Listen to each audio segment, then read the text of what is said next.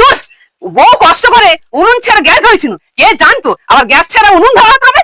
খুচু করেছে এমন রান্না। নিখুচি করেছে আর বললে তো হবে না মা, সংসার যখন বাড়িয়েছো এই উনুনে রান্না করে তোমাদের খাওয়াতে হবে। একদম ঠিক কথা বলেছো ননদিনী। আরে মা তুমি কি করে ভাবলে অন্য দেশে যুদ্ধ হবে আর এ দেশে তার প্রভাব পড়বে না? আরে বৌদি একদম ঠিক কথা বলেছো। দেখো কি কাজের সময় এইসব কথা আমার ধাতে সয় না, বকবক করবো অন্য কাজ। আরে মা তুমি বোঝার চেষ্টা করো, হোল ইন্ডিয়া এখন শুধু গ্যাস চাই গ্যাস চাই। এখন আবার দামও বেড়েছে, 1-2 টাকা নয় 60 টাকা। মরণ। আবার শোনো তাহলে, দেখো গাটা কেমন জ্বলে। আমরা যেহেতু গ্রামে থাকি তাই গ্যাস বুক করলে আমাদের দেবে 45 দিন পর, আর যারা শহরে থাকে তারা গ্যাস বুক করলে পাবে মাত্র 25 দিন পর। টিভিতে তাই শুনছিলাম। কেন? কি নিয়ম? আমরা গ্রামে থাকি বলে আমরা মানুষ নয়? হয়তো আমরা মানুষ নই। এই যুদ্ধ এত সহজে থামবে বলে তো আমার মনে হয়। যা বলেছো বৌদি, আর শুধু তাই নয়, এমনকি তৃতীয় বিশ্বযুদ্ধ লেগে যেতে পারে।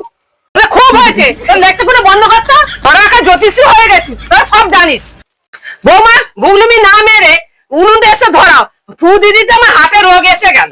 হ্যাঁ ঠিক বলেছো, সেই ভালো। বৌদি তুমি তাড়াতাড়ি এসে উনুনটা ধরাও তো, রান্নাটা তাড়াতাড়ি হয়ে যাবে। এখন আমি এসব পারবো না, আমি জীবনে কোনোদিন উনুন ধরাইনি।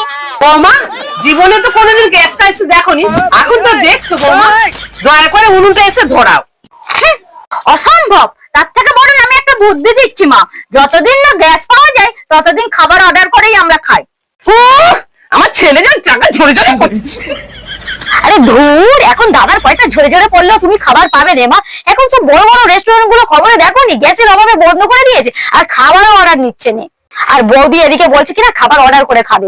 অর্ডারটা করবো কোত্থেকে? হ্যাঁ সত্যিই তো, এইটা তো ভেবে দেখিনি। তাহলে আবার কি, বসে বসে হরিমটে চিবাও। আপনি হাসালেন মা, এই বয়সে কি আপনি হরিমটর চেবাতে পারবেন? তাহলে বৌমা তুই কি বলতে চাইছো, আমি কি বুড়ি হয়ে গেছি? এই মরেছে। দেখো কি তোর সামনে তোর বৌদি আমাকে বয়সে খোঁটা দিচ্ছে। আপনি ভুল ভাবছেন মা, আমি ওইভাবে কিছু বলিনি। মানে আলবাত বলেছো। এ বাবা কি হবে, এ তো দেখছে বিশ্বযুদ্ধ ছেড়ে গিয়ে যুদ্ধ লেগে যাবে। এই চুপ করো, একদম চুপ করো।